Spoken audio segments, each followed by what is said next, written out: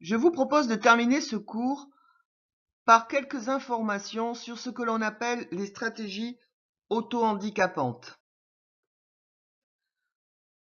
Nous avons vu que l'estime de soi, comme le sentiment de compétence, diminue au fur et à mesure que les performances des élèves baissent.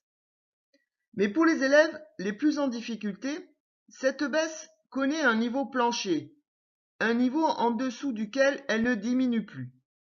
J'ai appelé ce niveau la survie psychique de l'élève. On sait en effet qu'une estime de soi très faible peut entraîner des pathologies, comme par exemple la dépression.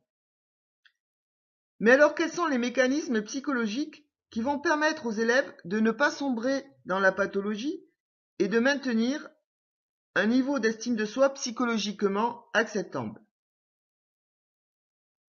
C'est ce que nous allons voir avec ce nouveau chapitre relatif aux stratégies de protection de soi, également appelées stratégies auto-handicapantes.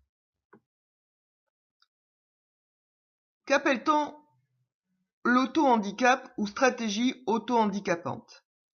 L'auto-handicap est une stratégie que l'individu met sciemment en place afin de préserver l'estime qu'il a de lui-même, notamment dans les situations où cette estime de soi est menacée. Les stratégies d'auto-handicap sont donc généralement utilisées dans les situations où l'estime de soi est menacée. Les expériences quotidiennes négatives rencontrées à l'école peuvent conduire les jeunes à adopter des stratégies dont l'objectif est de protéger leur estime de soi.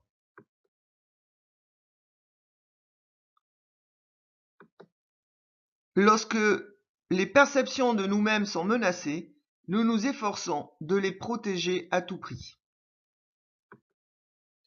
Comment?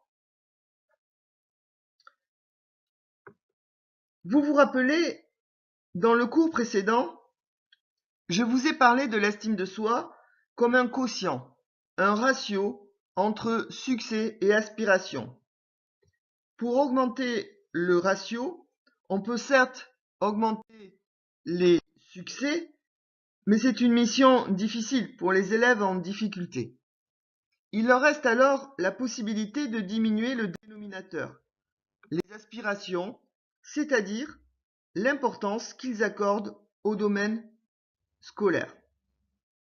Il suffira aux élèves de se dire que réussir à l'école, finalement, c'est pas très important, ça ne sert pas forcément pour réussir dans la vie, pour que finalement, ils se protègent, car être en échec dans un domaine auquel on accorde de l'importance va atteindre votre propre image. En revanche, être en échec dans un domaine auquel vous n'accordez pas ou peu d'importance aura moins d'effet sur votre propre sentiment de valorisation. Vous voyez là apparaître un exemple de stratégie auto-handicapante que l'on appelle le désengagement.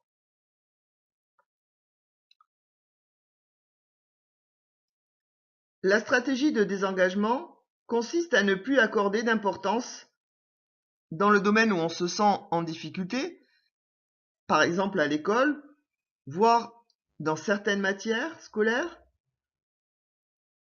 Cette stratégie aura certes un bénéfice. Elle protégera de l'échec scolaire, mais elle aura un coût, celui de la baisse de la motivation, et donc des conséquences sur la scolarité, puisque les difficultés vont augmenter et l'échec aussi. C'est la raison pour laquelle on appelle ces stratégies des stratégies auto-handicapantes, car elles permettent d'assurer la survie psychique, mais elles ne sont pas adaptées à ce qui est attendu à l'école. Le désengagement, pour résumer, consiste à ne plus accorder d'importance à l'école, voire à certaines matières scolaires. Cela aura comme bénéfice de protéger son estime de soi de l'échec scolaire. Mais cela aura un coût, car cette stratégie va entraîner une baisse, voire une disparition de la motivation. Donc, plus de persévérance, plus d'efforts, moins de travail ou plus de travail, et donc des conséquences négatives sur la scolarité, puisque cette stratégie va entraîner des performances, va entraîner une diminution des performances, donc une accentuation de l'échec.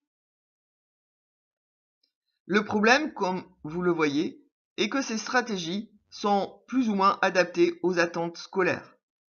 Elles protègent l'élève sur le plan socio-affectif, mais elles sont invalidantes pour lui sur le plan cognitif.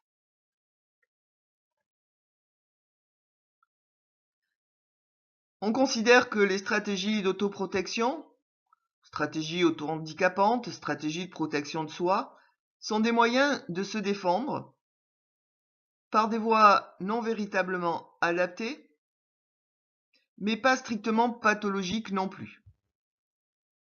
Elles permettent de préserver sa personnalité en évitant les effondrements dépressifs ou psychotiques, mais elles ne permettent pas une adaptation au système scolaire.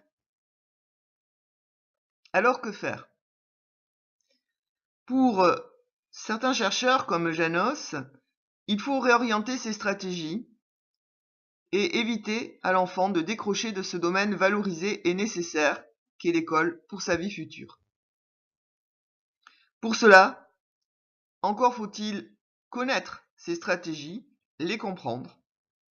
C'était l'objectif de ce cours. J'espère qu'il vous sera utile si vous vous destinez à un métier dans le domaine de l'éducation et que vous vous en souviendrez. Je vous propose maintenant, en complément de ce cours, un travail sur texte. Ce travail consiste tout d'abord à lire l'article qui vous est proposé et ensuite à vous exercer à répondre par écrit aux questions qui sont posées. Vous trouverez ensuite des réponses à ces questions que vous pouvez consulter à volonté. Mais la meilleure façon de construire vos connaissances est de procéder à un passage à l'écrit de votre pensée avant de lire les réponses. Je vous conseille vivement de vous y exercer. Bien entendu, ce travail sur texte est un complément indispensable du cours qui accompagne le diaporama. Il vous sera fort utile pour l'évaluation finale et c'est un conseil d'ami.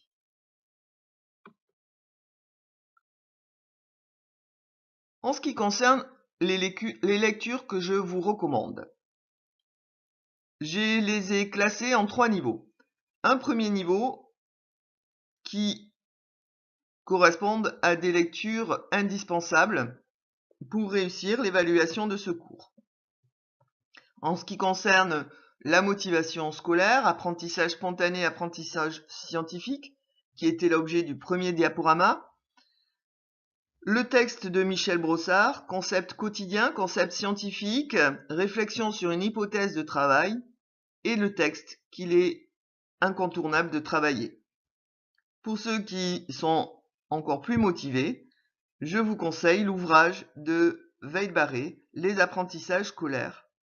Et pour ceux qui sont passionnés, je vous conseille l'ouvrage de Lev Semyonovitch Vygotsky, Pensée et langage.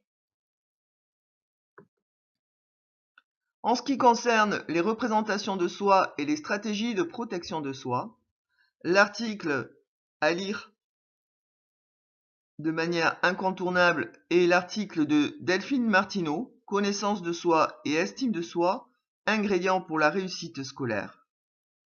Si vous avez envie d'en savoir plus, je vous conseille l'article de Alexandra Legri, Nathalie Oubrari, Roussel et Yves Préter, L'auto-handicap chez les adolescents, analyse d'une stratégie de protection de soi à l'école.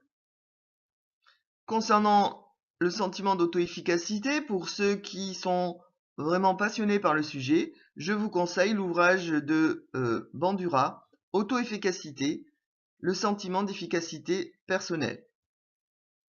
Et puis également, pour ceux qui ont la possibilité de lire en langue anglaise, l'ouvrage de Susan Harter, que vous trouverez à la bibliothèque. Voilà, ce cours